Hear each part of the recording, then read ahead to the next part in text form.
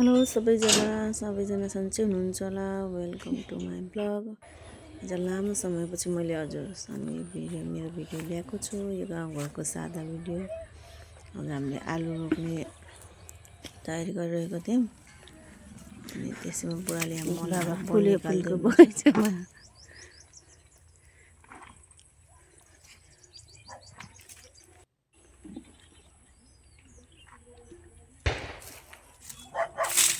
बिस्तारै हिँड्नु न, चप्पल लाएर हिँड्नु। अलिकति त्यहाँ हिँड्ने बाटो त बनाउनु पर्छ नि।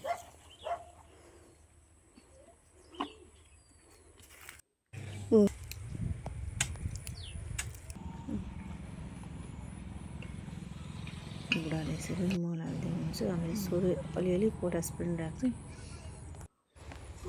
पोटास आलु हाल हो।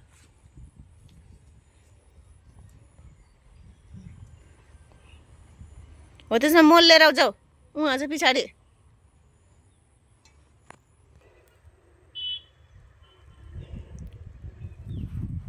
यहाँ डेरीले फेरि लसुन रोप्ने भन्नु गएर मैले यहाँ लसुन रोप्ने तयारी गर्दैछु। अब घरमा जोली भ्याउँछ, त्यसैले अब काम भ्याउनु पऱ्यो। अब बुढामा पसल जानु भएपछि मैले एकछिन समय निकालेर सफाहरू गर्दैछु।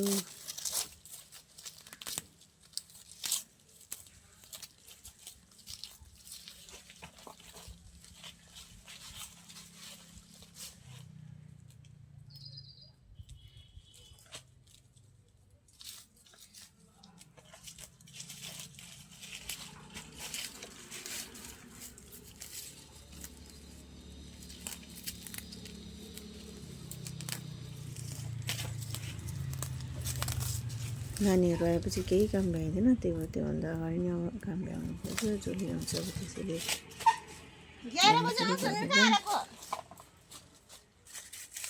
म त आफू आएर जान्छु होला भनेको त।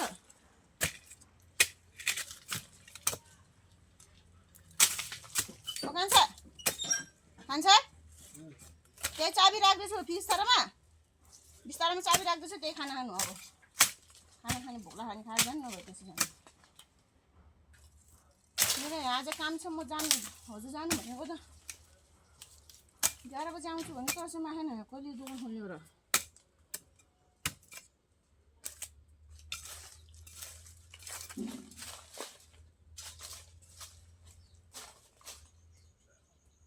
यस्तो लुगा छ बच्चाहरूको जाडो पर्को त।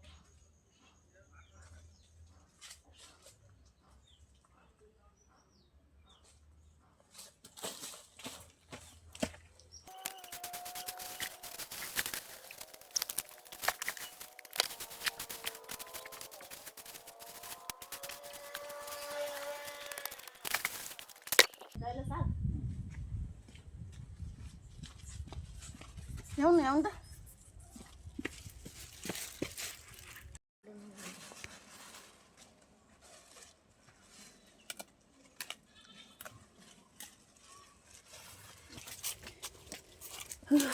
चाहिँ यत्तिको बारी साफ गरेको अवस्था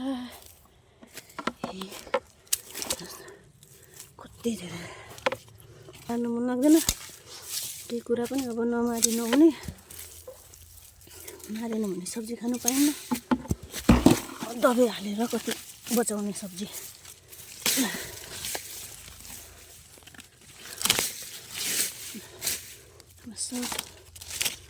झाङहरू नभएपछि किराहरू पनि आउँदैन।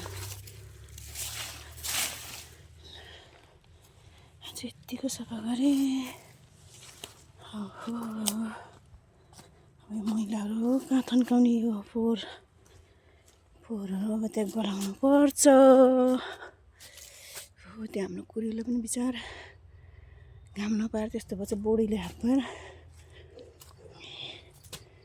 यी सब किरा झुसुरी किराले खाइदिएर शङ्खे किराले यो हाम्रो कोइया र मल बनाउने। यहाँ अर्को वर्ष काम लाग्छ यो कुवाको मल, सागसब्जीको मलहरू। सिमी पनि गोड्न भ्याए आज। कति धेरै शङ्खे किरा भापा, शङ्खे किरा झुसले किरा चारैतिर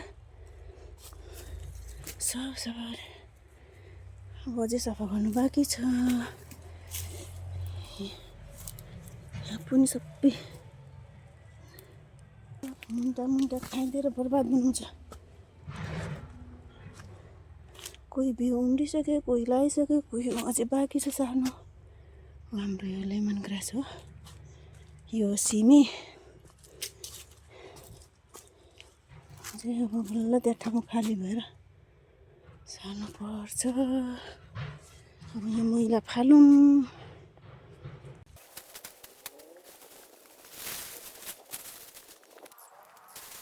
मैले यो मैला फाल्दै गएर चाहिँ अब 1 वर्ष पुगाउनुपर्छ। कोही अर्को वर्ष एकदम राम्रो मल हुन्छ।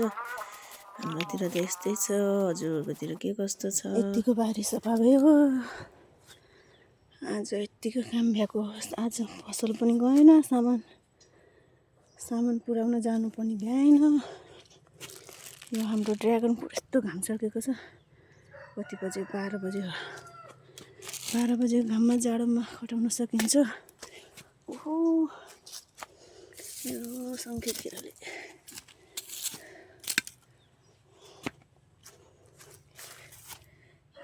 भिन्डीको बिउ खोसेको थियो, यसको यो पातहरू निकालेर फालिदिनुपर्छ। एउटाले फेरि एउटालाई जति सफा गरे पनि झार्नै नछोड्ने भयो। झारमा डुबोले त्यसरी नछोड्ने भयो।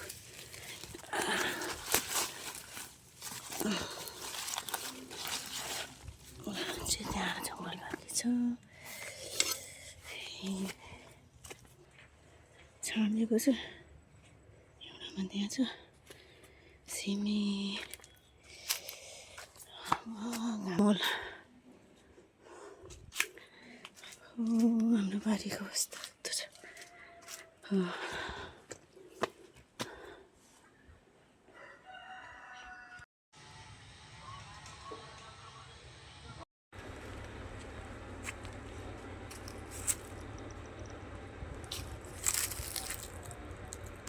यो हामीले बर्कौली गोबी सारिसक्यो। मैले बर्कौली गोबी सारिसक्यो। अब घरमा मैले डेढले जोली गाउनुहुन्छ उसको मैले नै गर्नु हो।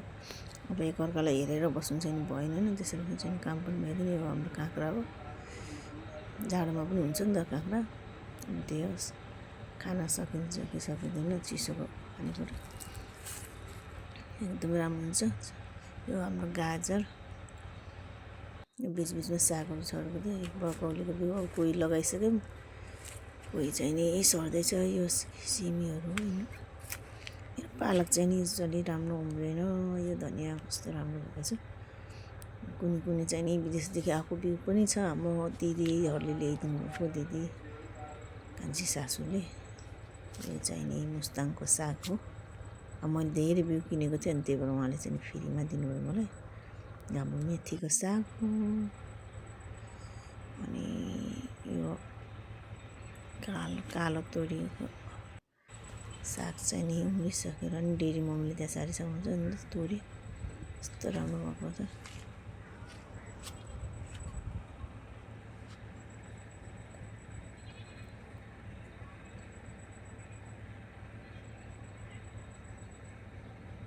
पुरै चारैतिर हरियाली छ हाम्रो यतातिर।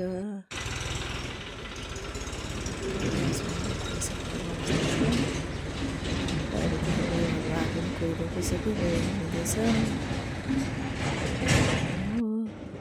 आलु चाहिँ त्यति राम्रो भएन हाम्रो, नेपाली बिउ नराम्रो परेर। अब यतातिर कुखुरा, यसलाई फेरि अब अलिक दिन अर्को ठाउँमा सार्नुपर्छ। सानो छ बिचरा। यो हुर्किसकेको कुखुरा हो, अब हिँड्न लाग्छ यो पनि। यो हाम्रो यो घिउ सिमी, राजमा सबै मिक्स, कस्तो राम्रो। अब यतातिर हरियाली कोसेको तोरी पाकिसकेको छ। यो हाम्रो गाजर हो।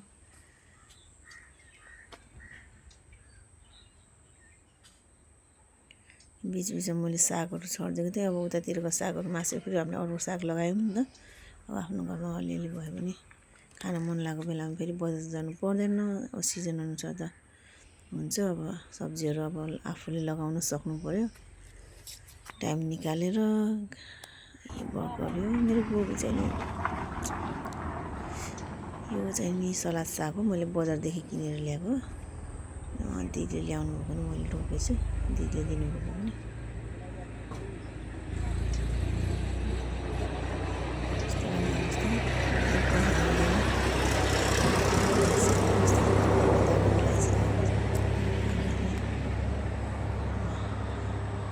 आन्टीले घाँस काट्दै हुनुहुन्छ भैँसीको लागि, मैले भिडियो बनाउँदैछु। यस्तो हेर्नु थियो। यो हाम्रो भिन्डी गर्मीको सब्जी हो, प्लस यो चाहिँ नि बिउ उम्रेको हुनाले चाहिँ नि त्यही उम्रेको थियो। यो सुँगुरको साग, धनियाँ, योपालि चाइनिज सागको बिउ पनि सबै मासेर गयो। हेर्नुहोस् अब लगाएको। यो हाम्रो किरा हो, यो हाम्रो सलादको साग अब आयो, दिदीले दिनुभएको। मैले बजारबाट नि किनेर ल्याएको लगाएको थिएँ। फेरि अब त्यो चाहिँ लामो खाले परेर चाहिँ यो चाहिँ नि गोलो पातवाला। अनि अब 50 रुपियाँको बजारमा अलिकति 10-12वटा पनि हुँदैन। हाम्रो यहाँ गाउँघरमा प्रशस्तै पाइन्छ।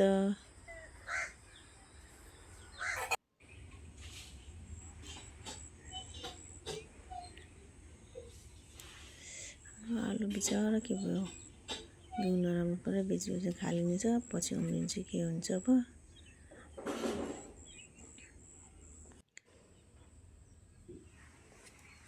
हाम्रो खुर्सानी हो, बिउ कसेर उम्रेको। यतातिर डेली लाउनु भएको।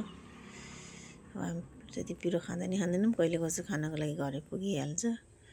यो हङकङको बिउहरू हो, यो कुनै उम्रिँदैछ। हाम्रो धनियाँ,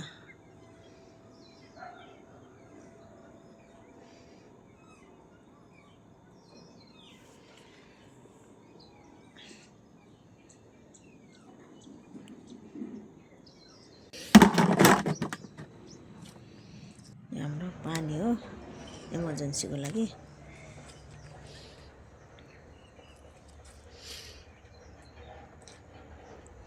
मैले पानी हालेको थिएँ।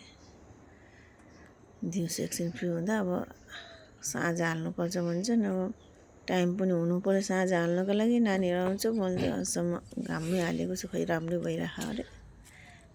यो सलादको बिउ मेरो सारेको यत्तिपछि यस्तो गऱ्यो भने चाहिँ नि अब तल पातहरू पानी हाल्दा गढेर बसेको हुन्छ नि त। अनि मलाई फेरि आफूले लगाएपछि एकदम माया लाग्छ, माया लाग्नु भयो। अनि त्यही भएर त्यस्तो गऱ्यो भने चाहिँ नि छिटो उब्जिन्छ कि, उसलाई धेरै टाइम लाग्दैन नि त ग्रो हुन, बढ्नुको लागि। त्यही भएर मैले चाहिँ त्यस्तै गरिदिन्छु कि जहिले नि आएर हेरेर पातहरू गढेको र माटोमा गढेर बसेको छ निकालिदिन्छु। हाम्रो कालो तोरीको साग हो, कालो चाइनिज तोरी।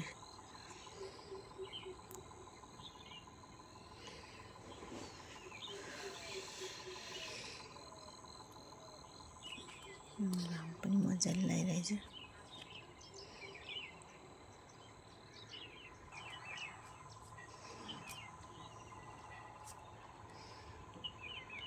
यो डेरी बुढाले लाउनु भएको लसुन उम्रिसकेको अवस्था छ। अब गोडगाड गर्नु अनि बेला आइसक्यो। घाम मजाको निक्लेको छ।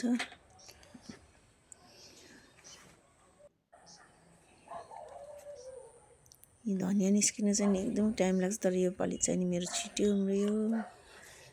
चिसो भएर पनि होला सायद।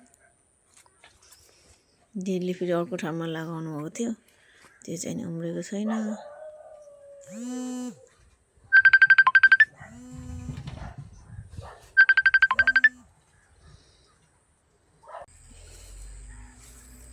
सिमी मकै सबै एकै ठाउँमा। तोरी हाम्रो यो तोरीको बगैँचा कस्तो राम्रो देखेको ल है। कसैलाई फोटो खिच्नु मन छ भने तोरीबारी भेटाउनु भएन भने यतातिर आउनुहोस्, पहेँले कति राम्रो फोटो आउँछ